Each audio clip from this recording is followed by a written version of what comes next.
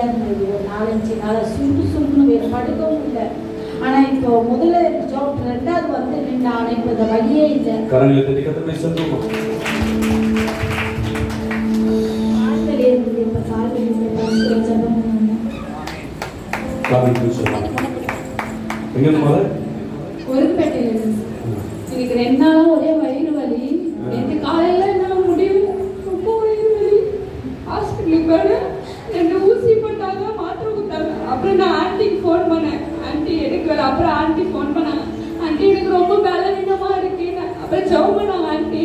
Night கொஞ்சம் பலவீனமா அந்த ஹாஸ்பிட்டலுக்கு போனேன். காலையில என்னால எழுந்து வர முடியல, வலியா இருக்கு.